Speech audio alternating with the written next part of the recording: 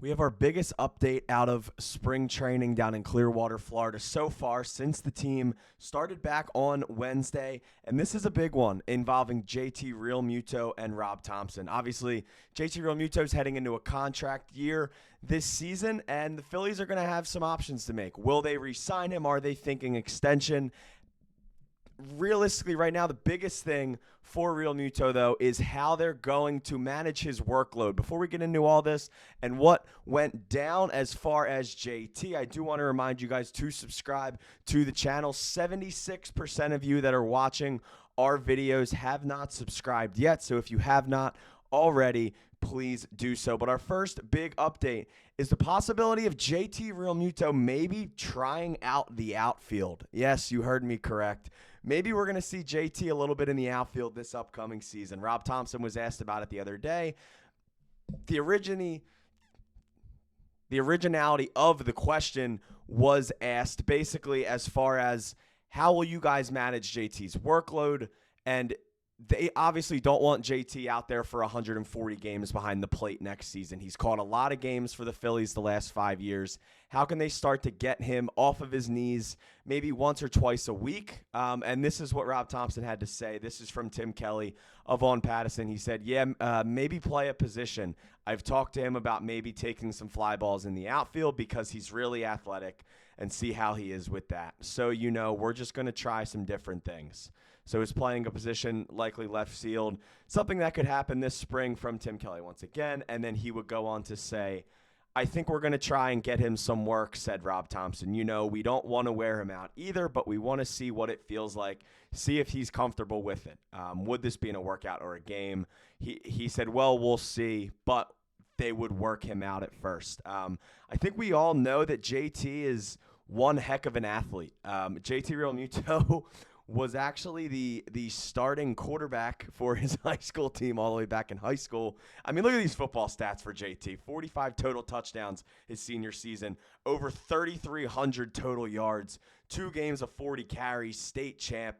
Dude was an absolute warrior in high school, and he still is out on the baseball field. We've seen how many games JT has played over this time, and I mean 380 at-bats, even in a year where he didn't necessarily play all of the games that he would in past years. He's been hurt in the past, or specifically last year, he dealt with the injury after he got the surgery. But the years before that, it's really been the JT show behind the plate. There hasn't really been a need for the Phillies backup catcher. Last year was the first time we really saw a consistent need for the backup catcher. I think we obviously know right now one of the bigger decisions heading into camp.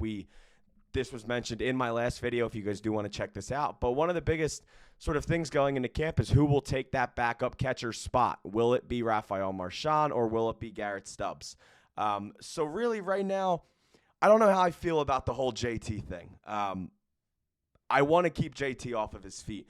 I don't want JT to be catching 6 games a week behind the plate, but I don't know if left field's the best way to do that.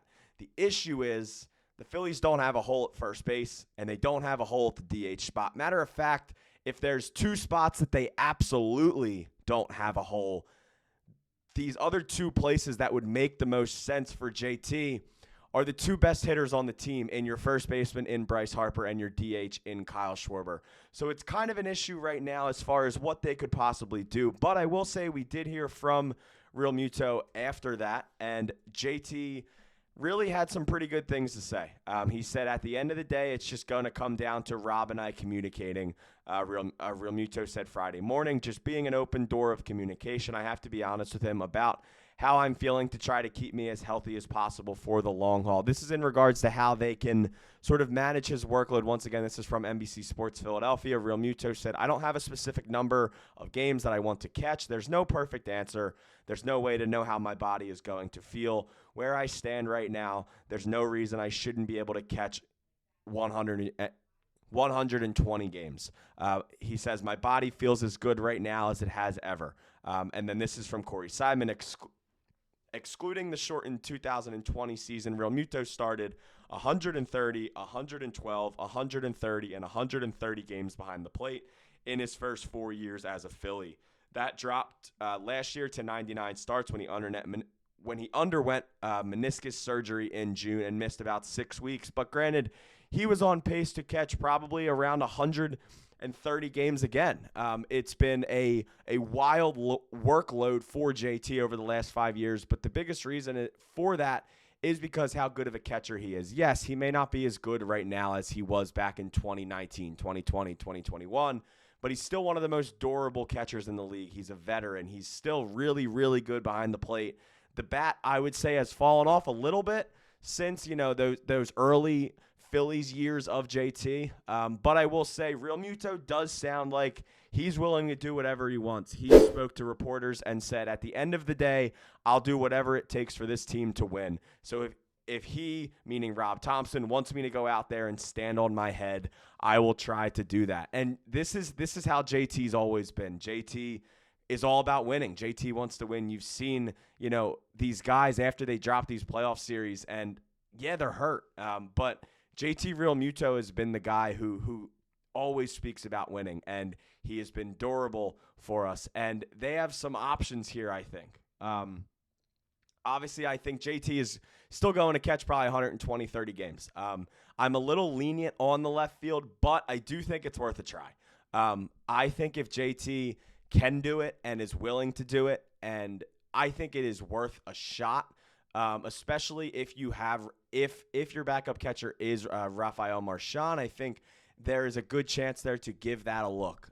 If you can maybe run Marchand behind the plate one day a week, have JT out in left field, maybe it's something you try. I don't know. I don't know if it's necessarily the best case scenario, but I think it's better than having JT Realmuto catch 140 games, because I think we've seen with JT that when he gets time off and his legs are fresh, that he's a better baseball player. It's hard for catchers. This is why catchers don't necessarily last long in baseball. You don't see catchers play for 20, 25 years like some pitchers and some infielders do, because it's such a wear and tear on their knees. Most catchers, when they start off playing the position early in their life in high school and in college, they end up catching maybe 5-6 years in the pros, and then they have to go to first base or they have to go to DH.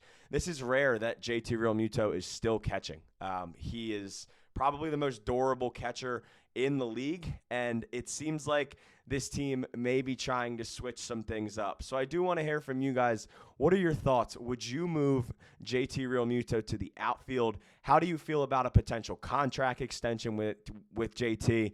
Obviously, I think we all know once again that JT isn't the player that he was 5 years ago, but how many more better catchers in baseball right now that are free agents, next season, or options are you going to get that would be a better overall fit as far as behind the plate, as far as clubhouse? Because, taking into consideration when you have to get a catcher, your catcher has to build relationships with your pitchers. If your catcher doesn't have a relationship with your pitchers, it's not going to work. There's an awesome relationship, obviously, with all of these starting pitchers and JT Realmuto. If it was right now, for the right price, I would probably give JT some sort of extension. Obviously, I think it depends on this upcoming season. There were some talks from Scott Lauber of the Philadelphia Inquirer that both sides are interested in a possible extension. But right now, I don't think that's anything to necessarily worry about. I think JT is focused on winning a World Series. And once again, doing whatever he has to do. He said one more time, at the end of the day, I'll do whatever it takes for this team to win. So if Rob Thomson wants me to go out there and stand on my head, I will try to do that. This has been another episode of Phillies Digest. My name is Luke Arcaini, and I will see you guys next time.